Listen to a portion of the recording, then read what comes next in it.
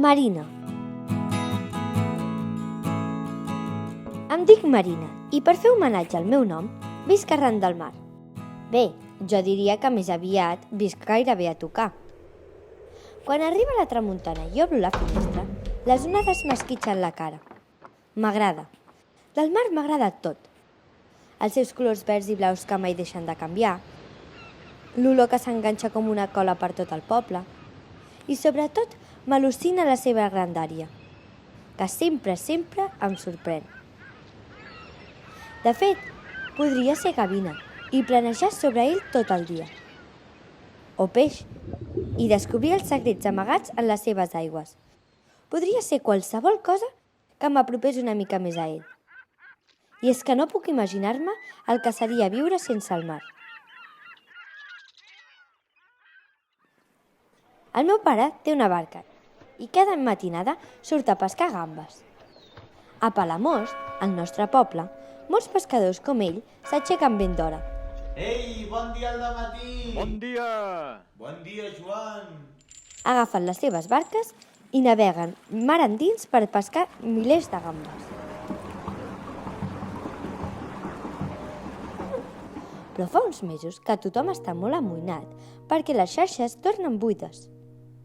Si no hi ha pesca, no hi ha rialles ni calés, només angoixa i mals de cap. És per això que vaig decidir colar-me a la barca del pare i veure què és el que estava passant.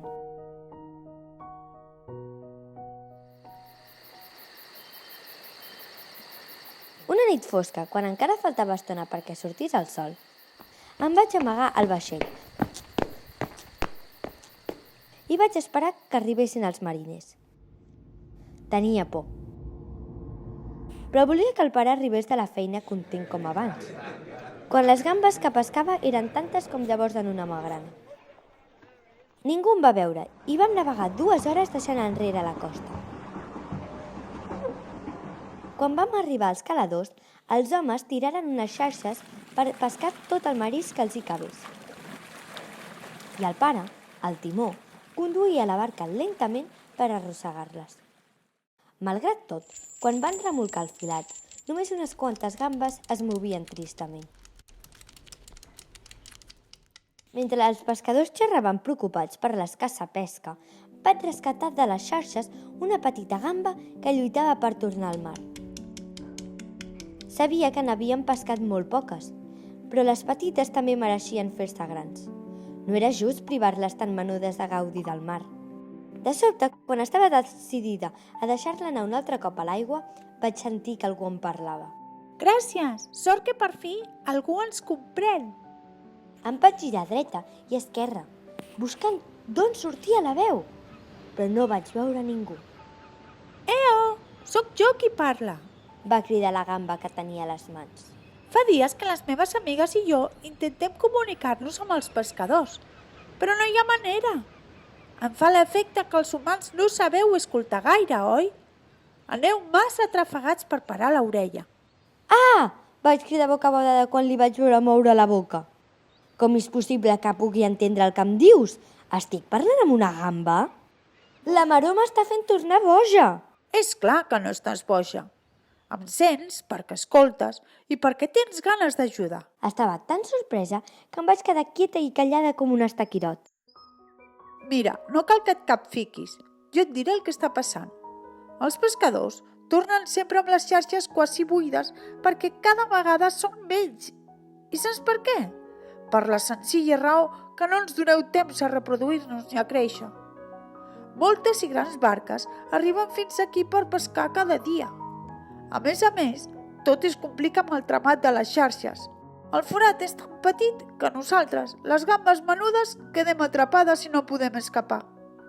Si no ens deixeu temps per créixer, no podrem pondre ous quan siguem grans. Em sembla que els humans només voleu aconseguir pescar tones i tones de marisc i no teniu cura del que feu. Intenteu treure profit de tot sense pensar en les conseqüències. Ho sento, vaig poder dir amb un nus a la gola. Em sap molt greu. Què puc fer per ajudar-vos? Com m'alegro que em facis aquesta pregunta. De seguida m'he adonat que series la nostra salvació, però sento dir-te que ara mateix m'estic quedant sense forces. Podries tornar-me a l'aigua, sisplau? Oh, i tant, i tant! I ràpidament vaig enviar-la de nou cap a casa seva. Però abans de caure a l'aigua va cridar. Moltes gràcies! Sé que faràs tot el possible per ajudar-nos. A partir d'aquí tot va canviar. Vaig sortir del meu amagatall i, emocionada, vaig explicar al meu pare la conversa que havia tingut amb la gamba. Encara que li vaig repetir 1001 vegades que era veritat, no em va creure. Em va dir, però, que estava orgullós que fos tan valenta i que potser el que deia sobre les xarxes podria tenir sentit. Quan vam arribar al port, el meu pare i jo vam anar per feina. Vam reunir tots els pescadors a la llotja i els vam explicar que no estàvem sent respectuosos amb el cicle de vida de la gamba. Els pescadors ens escoltaven atentament i van entendre que si volien tornar a omplir les xarxes haurien de canviar la manera de fer algunes coses. Els científics i les científiques que estudien els oceans ens van ajudar a investigar tot sobre la vida i la reproducció de la gamba i sobre l'ecosistema que ens envolta. Vam aprendre moltíssimes coses. Els científics i els pescadors fan un gran equip. Gràcies al fet que estimem tant el mar i a les seves investigacions, s'ha aconseguit tenir més cura i que la gamba creixi i es reprodueixi com es mereix. Va ser tan magnífic poder ajudar les gambes que ara sé del cert que vull ser oceanògrafa. No hi ha res més bonic que cuidar i protegir l'oceà.